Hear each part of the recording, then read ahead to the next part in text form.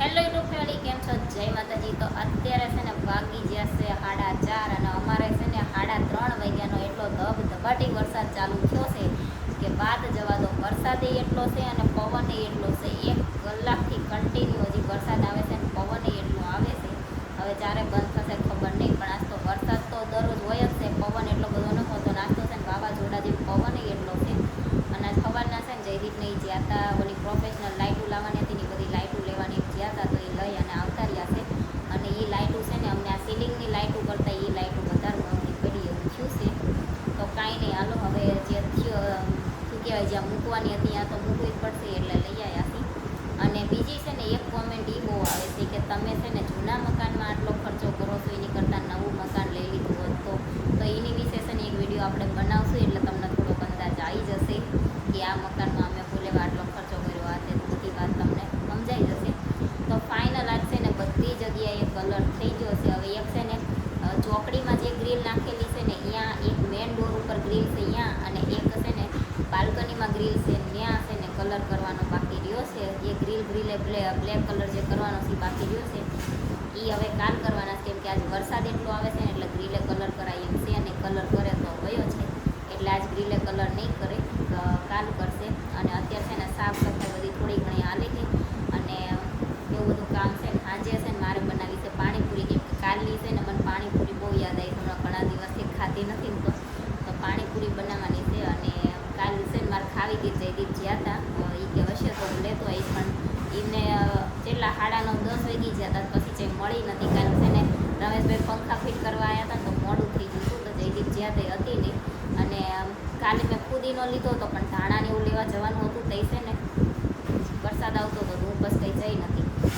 એટલે આજ હવે છે ને સવારમાં આપણે ફુદીનો તો હતો તે ધાણા લઈ લીધા છે અને બીજી બધી જે વસ્તુ જોતી હતી ને લઈ આવ્યા છે. એટલે આજ સાંજે ફાઇનલ આપણે બનાવી નાખશું. અને હવે છે ને જો કલરનું કામ 75% નહીં, આમ તો 90% જેવું પતી ગયું છે, 10% થોડું ઘણું બાકી છે. એ કાલ ફાઇનલ પૂરું થઈ જવાનું છે. ટી શર્ટ પડી ગયું.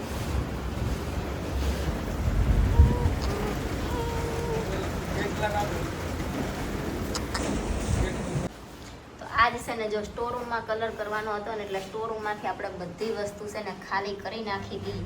ખાલી એક પેટી એક રહેવા દીધી હતી કેમ કે એ નડે એવી નહોતી, એટલે તો ઉપર છે ને કલર થઈ ગયો છે. અને આ બધી વસ્તુ કાઢીને આપણે અહીં મૂકી દીધી છે અને અડધી વસ્તુ જે છે એ આ કબાટમાં પડી છે. પણ આજ છે ને ફાઇનલ આજ સાંજે બધા 2 કબાટમાં પોતા મારી અને હવે વસ્તુ ગોઠવવાનું શરૂ આપણે કરી દેવાનું છે, કેમ કે કલરનું કામ હવે ખાલી ગ્રીલનું છે. ઘરમાં જે હતું પૂરું થઈ ગયું છે અને લાઇટોનું કામ એ ઘણું ખરું પતી ગયું છે. અને આજ રમેશભાઈ આવવાના હતા લાઇટો શું પંખા ફિટ કરવા, જે વોલમાં 2 પંખા બાકી રહ્યા છે એ ફિટ કરવાના છે. અને ઓલી જે પ્રોફેશનલ લાઇટ લાવી અને એ ફિટ કરવાની છે. તે આજ આવવાના હતા પણ એમને કે એમના હાળા ત્યાં છે ને લાઇટો બળી જાય છે કે એવું કંઈક થયું છે તો એમને ત્યાં જવાનું હતું.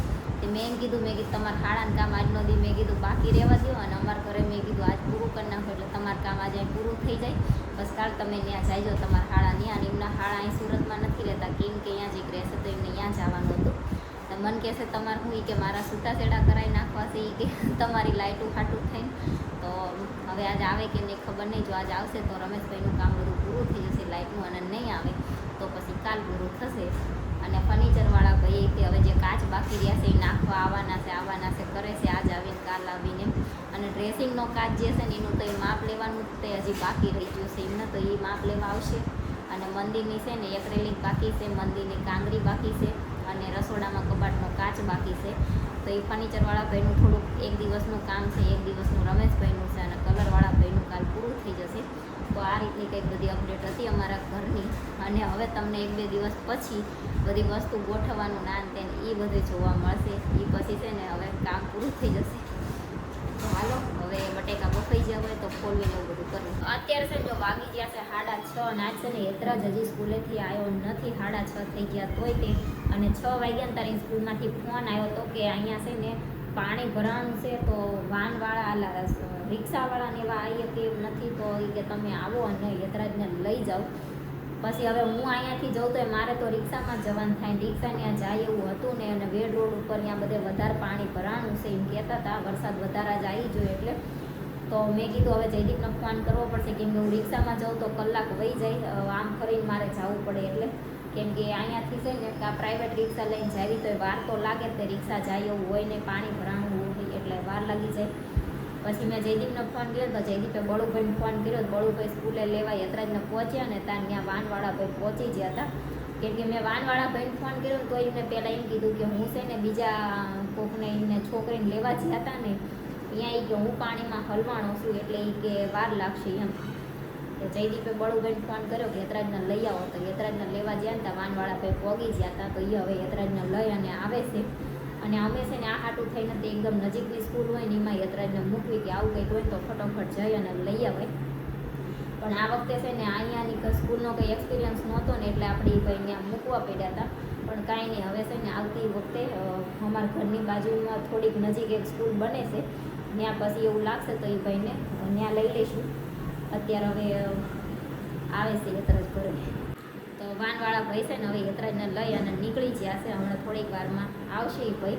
અને આ બાજુ મારી પાણીપુરી બને છે ને એનું જો બટેકા બફાઈ ગયા છે, કાંદા સુધારી નાખ્યા છે, ફુદીનો ધોઈ નાખ્યો છે અને ધાણા હતા ને આપણે ધોઈ નાખ્યા છે અને ચણા બફાઈ છે. અહીંયા પાણી ઠંડુ રેડી છે, તો હાલો હવે છે ને પાણી અને માવો બી બનાવી નાખો.